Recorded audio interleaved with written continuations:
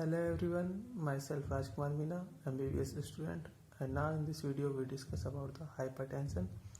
इस वीडियो में अपन बात करने वाले हैं हाइपरटेंशन के इंट्रोडक्शन के बारे में कि हाइपरटेंशन होता क्या है, इसके टाइप्स के बारे में एंड इसके सब टाइप्स होते हैं, उसके causes, symptoms, diagnosis and treatment के बारे में बात करने वाले हैं। सबसे पहले बात करते हैं कि हाइपरटेंशन होता क्या है, इसके इंट्रोडक्शन के बारे में। हाइपरटेंशन क्या होता है कि जब अपना ब्लड प्रेशर इंक्रीज हो जाता है ना, तो उसी को बोलते हैं अपन हाइपरटेंशन। वो ये it is defined as the increase blood pressure is known as hypertension. Hypertension की कंडीशन क्या होता है कि अपना जो सिस्टोलिक ब्लड प्रेशर होता है वो हो जाता है 140 mm ऑफ एचजी के करीब, और डायस्टोलिक ब्लड प्रेशर है वो 90 mm ऑफ एचजी के पास पहुंच जाता है। अब बात करते हैं सिस्टोलिक ब्लड प्रेशर क्या होता है और डायस्टोलिक ब्लड प्रेशर क्या होता है। ये हाइपरटेंशन की कंडीशन में है कि हाइपरटेंशन की कंडीशन में जब सीवियर हाइपरटेंशन हो जाता है या फिर सेकेंडरी हाइपरटेंशन हो जाता है, तब क्या होता है, इस सिस्टोलिक ब्लड प्रेशर वो 140 mm ऑफ एचजी पहुंच जाता है और डायस्टोलिक ब्लड प्रेशर वो 90 mm ऑफ एचजी के समथिंग पहुंच जाता है। नेक्स्ट बात करते हैं सिस्टोलिक ब्लड प्रेशर होता क्या है। सिस्टोलिक मीन्स होता है कॉन्ट्रैक्शन, है ना। सिस्टोलिक ब्लड प्रेशर होता है जब अपना वेंट्रिकल है, लेफ्ट वेंट्रिकल कॉन्ट्रैक्ट होता है, तो लेफ्ट वेंट्रिकल कॉन्ट्रैक्ट होकर क्या करेगा, ब्लड को आर्टरी के अंदर देगा, है ना, ब्लड को आर्टरी के अंदर इजेक्ट करेगा। जब लेफ्ट वेंट्रिकल कॉन्ट्रैक्ट होता है तब ब्लड है जो आर्टरी के अंदर जाता है, तो उस टाइम पे जो आर्टरी के अंदर ब्लड प्रेशर होता है ना, उसी को बोलते हैं सिस्टोलिक ब्लड प्रेशर। तो ये था maximum pressure of artery when left ventricle contract and eject blood into the artery. जब लेफ्ट वेंट्रिकल कॉन्ट्रैक्ट होता है और ब्लड को आर्टरी के अंदर इजेक्ट करता है, तो उस टाइम पे जो मैक्सिमम ब्लड प्रेशर होता है उसी को बोलते हैं systolic blood pressure. Normally systolic blood pressure कितना होता है, 120 mm ऑफ एचजी। नेक्स्ट बात करते हैं डायस्टोलिक ब्लड प्रेशर की कि डायस्टोलिक ब्लड प्रेशर क्या होता है। डायस्टोलिक ब्लड प्रेशर होता है जब अपना हार्ट होता है, डायस्टोल मीन्स होता है रिलैक्स होना, अपना हार्ट होता है वो रिलैक्स होता है। तो रिलैक्स होता है तो क्या होता है कि ब्लड आता है अपने राइट आर्टरियम के अंदर, नहीं, तो जब राइट आर्टरियम के अंदर ब्लड आता है ना, तो उस कंडीशन में जो आर्टरी के अंदर ब्लड प्रेशर होता है ना, उसी को बोलते हैं डायस्टोलिक ब्लड प्रेशर। जब अपना हार्ट रिलैक्स होता है तो ब्लड आता है ना हार्ट के अंदर, तब उस टाइम पे जो आर्टरी के अंदर ब्लड प्रेशर होता है उसी को बोलते हैं डायस्टोलिक ब्लड प्रेशर। तो वो ये the pressure of artery when heart is filling, जब हार्ट है जो ब्लड से फिल होता है, मतलब हार्ट के अंदर ब्लड आता है, तो उस टाइम पे जो आर्टरी के अंदर ब्लड प्रेशर होता है उसे ही बोलते हैं diastolic blood pressure. Normally diastolic blood pressure कितना होता है, 80 mm ऑफ एचजी। नेक्स्ट बात करते हैं टाइप्स या स्टेजेज ऑफ हाइपरटेंशन की। तो नॉर्मली ब्लड प्रेशर कितना हो गया, 120, तो systolic blood pressure. Diastolic blood pressure होता है 80 mm ऑफ एचजी।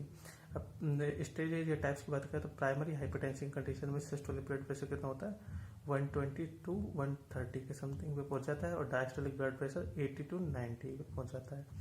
और सेकेंडरी हाइपरटेंशन या सीवियर हाइपरटेंशन कंडीशन में ब्लड प्रेशर जो सिस्टोलिक ब्लड प्रेशर होता है वो तो 140 से ज़्यादा हो जाता है, और डायस्टोलिक ब्लड प्रेशर वो 100 से ज़्यादा हो जाता है। तो सेकेंडरी हाइपरटेंशन होता है। अब इसके कुछ सब टाइप्स और होते हैं हाइपरटेंशन के। सब टाइप्स की बात करें तो क्या क्या होता है, सब टाइप्स में होता है आइसोलेटेड सिस्टोलिक हाइपरटेंशन। पहला आइसोलेटेड सिस्टोलिक हाइपरटेंशन क्या होता है कि जो अपना सिस्टोलिक ब्लड प्रेशर है वही इंक्रीज होता है, बस जो अपना सिस्टोलिक ब्लड प्रेशर है वो वही इंक्रीज होता है। तो इसमें सिस्टोलिक ब्लड प्रेशर जो अपना 120 mm ऑफ एचजी था वही इंक्रीज होता है, डायस्टोलिक ब्लड प्रेशर उतना ही रहता है। और दूसरा स्यूडो हाइपरटेंशन या फिर फाल्स हाइपरटेंशन। इस कंडीशन में क्या होता है कि अपनी बॉडी में सपोज कभी सर्जरी वगैरह हुई, तो सर्जरी से पहले या सर्जरी के बाद में अपना ब्लड प्रेशर इंक्रीज हो जाता है ना। तो उस कंडीशन में क्या होता है कि वो लगता नहीं है कि ब्लड प्रेशर इंक्रीज हुआ है, मतलब ब्लड प्रेशर इंक्रीज होता नहीं है, बट अपन चेक करते हैं तो ब्लड प्रेशर बढ़ा हुआ दिखाई देता है। तो वो कब होता है, जब सर्जरी के पहले या सर्जरी के बाद में। तो इसलिए इसे अपन फाल्स बोला, उसमें ब्लड प्रेशर या हाइपरटेंशन होता नहीं है, लेकिन वो ब्लड प्रेशर जब अपन चेक करते हैं तो वो ब्लड प्रेशर बढ़ा हुआ दिखाई देता है। तो वो होता है जैसे कि फॉर एग्जाम्पल के लिए सर्जरी से पहले और सर्जरी के बाद में। तो ये no elevation of blood pressure but when we check the PP it will rise in case before and after surgery. Next है मैलिग्नेंट। मैलिग्नेंट में क्या होता है कि जैसे कोई अपना बॉडी ऑर्गन है वो डैमेज हो गया है, तब ब्लड प्रेशर इंक्रीज हो जाता है, या फिर कोई ट्यूमर वगैरह हुई है बॉडी में तब ब्लड प्रेशर इंक्रीज हो जाता है, तो उसे बोलते हैं मैलिग्नेंट हाइपरटेंशन। नेक्स्ट है रेजिस्टेंट हाइपरटेंशन। रेजिस्टेंट हाइपरटेंशन ये सबसे सीवियर टाइप का हाइपरटेंशन होता है ना। मेनली सबसे ज़्यादा जिसमें इमरजेंसी जरूरत होती है सबसे ज़्यादा सीवियर तो मैलिग्नेंट होता है, लेकिन रेजिस्टेंट हाइपरटेंशन में क्या होता है इसमें हाइपरटेंशन के लिए अपन मेडिसिन देते हैं, लेकिन फिर भी ये हाइपरटेंशन है जो नॉर्मल नहीं होता है, मतलब ब्लड प्रेशर नॉर्मल नहीं होता है इस कंडीशन में। तो ये इसे अपन सेकेंडरी हाइपरटेंशन की कैटेगरी में रखते हैं। तो सेकेंडरी हाइपरटेंशन भी बोल सकते हैं रेजिस्टेंट हाइपरटेंशन को। तो ये हो गया अपने सब टाइप्स ऑफ हाइपरटेंशन। नेक्स्ट बात करते हैं अपन कोजेज ऑफ हाइपरटेंशन के बारे में। नेक्स्ट देखते हैं कोजेज ऑफ हाइपरटेंशन। कोजेज में सबसे पहले kidney and hormonal problems. Kidney में हार्मोन्स होते हैं या फिर कुछ हार्मोन्स होते हैं जो कि ब्लड प्रेशर को मेंटेन करते हैं। अगर इन हार्मोन्स में प्रॉब्लम्स हो गई तो ब्लड प्रेशर इंक्रीज हो जाता है। And high fat and cholesterol in diet. Fat के अंदर मतलब डाइट के अंदर ज़्यादा फैट या कोलेस्ट्रॉल लेने पर ब्लड प्रेशर इंक्रीज हो जाता है। एंड डायबिटीज़ की कंडीशन में भी ब्लड प्रेशर इंक्रीज हो जाता है। एंड फैमिली हिस्ट्री, अगर जैसे कि सपोज किसी के पेरेंट्स में है तो उनके बच्चों में भी हाइपरटेंशन होने की चांसेस होते हैं। तो ये फैमिली हिस्ट्री ये भी एक कोज हो सकता है हाइपरटेंशन का। नेक्स्ट बात करते हैं सिम्टम्स ऑफ हाइपरटेंशन के। सिम्टम्स में सबसे पहले विजन प्रॉब्लम्स। विजन प्रॉब्लम्स क्यों आती है? जब ब्लड प्रेशर इंक्रीज हो जाता है ना, ब्लड प्रेशर क्या जाएगा, जो अपनी आई को जो ब्लड वेसल सप्लाई करती हैं वो छोटे साइज की होती हैं। जब ब्लड प्रेशर इंक्रीज होगा तो वो जो आई को जो ब्लड सप्लाई करेगी, जो ब्लड वेसल्स है वो डैमेज हो जाएंगी। हाइपर टेंशन के कारण जब मतलब ब्लड प्रेशर इंक्रीज हो गया है तो अब ब्लड प्रेशर इंक्रीज हो गया तो ब्लड जाएगा अपनी आई के पास।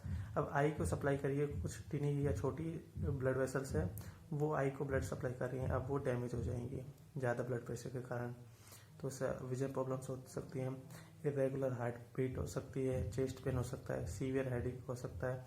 मतलब इससे क्या होगा, जो अपना ब्लड प्रेशर इंक्रीज हो गया तो वो ब्लड ब्रेन बैरियर उसे डैमेज कर देगा, जिससे हेडेक वगैरह हो सकता है। या फिर ब्लड का प्रेशर इंक्रीज हो गया तो वो हेड पे जाके ऑर्गन से उससे बाहर निकलेगा और फिर हेड को डैमेज कर सकता है। And blood in urine, blood pressure increase है तो वो यूरिन के अंदर मिल सकता है। एंड डिफिकल्टी ब्रीथिंग और सांस लेने में भी दिक्कत हो सकती है। तो ये सिम्टम्स की। नेक्स्ट बात करते हैं डायग्नोसिस की। डायग्नोसिस में अपन कैसा पता कर सकते हैं कि ब्लड प्रेशर इंक्रीज हुआ है? तो ब्लड प्रेशर के टेस्ट के द्वारा अपन पता कर सकते हैं, ECG के द्वारा पता कर सकते हैं, फिजिकल एग्जाम जिसमें सिम्टम्स को देख के अपन डायग्नोस कर सकते हैं हाइपरटेंशन या ब्लड प्रेशर इंक्रीज को। नेक्स्ट बात करते हैं अपन इसके ट्रीटमेंट की। तो ट्रीटमेंट में इसके सबसे पहले रेगुलर एक्सरसाइज, मतलब डेली का अगर एक्सरसाइज किया जाए तो कुछ हद तक ब्लड प्रेशर को नॉर्मल किया जा सकता है। और डाइट के अंदर फैट और कोलेस्ट्रॉल के लेवल को कम करके reduce sodium in diet. Sodium क्या करता है कि ब्लड प्रेशर को इंक्रीज करवाता है। अगर अपन डाइट के अंदर सोडियम कम लेंगे तो ब्लड प्रेशर को नॉर्मल किया जा सकता है। And reduce use of alcohol, smoking and caffeine वगैरह जो ब्लड प्रेशर को इंक्रीज करते हैं, स्मोकिंग, एल्कोहल, ये सारे ब्लड प्रेशर को इंक्रीज कर सकते हैं, तो इनके यूज को कम कर सकते हैं। एंड मेडिकेशन, कुछ मेडिसिन होती है जो ब्लड प्रेशर को नॉर्मल करने में हेल्प देती हैं, तो मेडिकेशन से मेडिकल ड्रग्स वगैरह का यूज कर सकते हैं। तो ये अपना हो गया ट्रीटमेंट ऑफ हाइपरटेंशन। इससे अपना हाइपरटेंशन खत्म हुआ। Thank you.